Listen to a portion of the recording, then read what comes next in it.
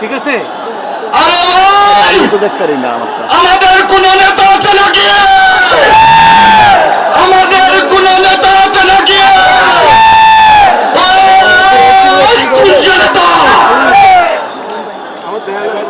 ঠিক আছে,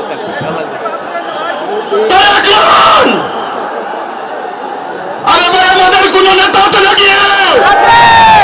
চুরে পবন আরো চুরে চুর সামালন তারেক রহমান, তারেক রহমান, তারেক রহমান,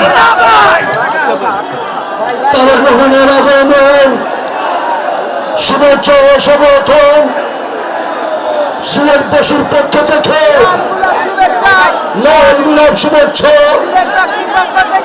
তারেক রহমানের আগমন শুভেচ্ছা সমর্থন। তারেক রহমানের আগমন সিলেটবাসীর পক্ষ থেকে লাল গোলাপ শুভেচ্ছা। তারেক রহমানের আগমন শুভেচ্ছা সমর্থন। তারেক রহমানের আগমন শুভেচ্ছা সমর্থন। তারেক রহমানের আগমন শুভেচ্ছা সমর্থন। শুভেচ্ছা স্বাগতম। তারেক রহমানের আগমন সিলেটবাসীর পক্ষ থেকে লাল গোলাপ শুভেচ্ছা, লাল গোলাপ শুভেচ্ছা সিলেটবাসীর পক্ষ থেকে।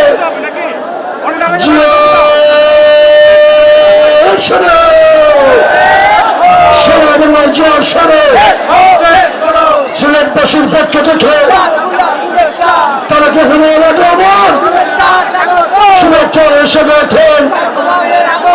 নেতৃবৃন্দ এ পর্যায়ে বক্তব্য রাখছেন বাংলাদেশ জাতীয়তাবাদী দল বিএনপির চেয়ারম্যান উপদেষ্টা মন্ডলীর সদস্য সাবেক নগরীর জনানন্দিত মেয়র জনতা গ্রামঘাট কোম্পানিগঞ্জের সংসদ প্রার্থী বিজলি কেবলস এর স্কিন কোটেড ইনসুলেশন আগুন প্রতিরোধী। বিজলি কেবলস, নিরাপদ আজীবন। চৌধুরীকে তার মূল্যবান বক্তব্য রাখার জন্য অনুরোধ করছে। বিসমিল্লাহির রহমানির রহিম। প্রিয় হযরত শাহজালাল শাহপুরান শ্রী চৈতন্য ভূমির পিতৃভূমি এই পূর্ণভূমি সিলেট আলিয়া মাদ্রাসা মাঠে ঐতিহাসিক এই জনসভার সম্মানিত সভাপতি আজকের এই বিশাল সমাবেশের বিএনপির চেয়ারম্যান আমাদের তরুণের অন্তর, আমাদের সিলেটের মানুষের হৃদয়ের স্পন্দন জনাব তারেক রহমানের আগমনের বার্তা শুনে সিলেটের জনগণ থেকে শুরু করে পর্যন্ত সিলেটবাসী রহমানের আগমন শুভেচ্ছা স্বাগতম। 12 তারিখের দানের শীষে ভোট দিলেন কিসে? আরে ভাই, জুড়ে হাত তুলে দিয়ে বলেন দানের শীষে ভোট দেবেন। এই পূর্ণভূমি সিলেট থেকে আমরা 6টি আসনে বিজয় নিয়ে তারেক রহমানের হাতকে শক্তিশালী করবো ইনশাআল্লাহ। আল্লাহ হাফেজ।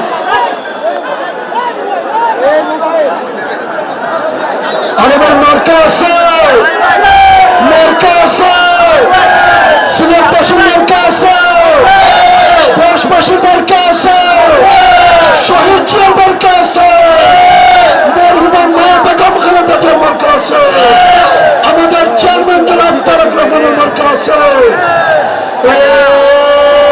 সেই মার্কা দানের শেষ, দানের শেষ, দানের শেষ, দানের শেষ, দানের শেষ, দানের শেষ, দানের শেষ।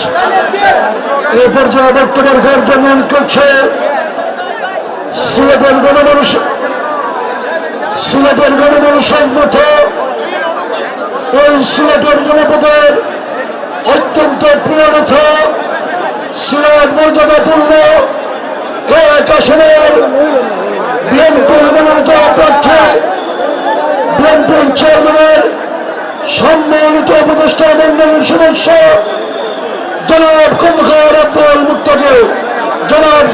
আব্দুল মুক্তাদিরকে তার মূল্যবান বক্তব্য রাখার জন্য অনুরোধ করছি।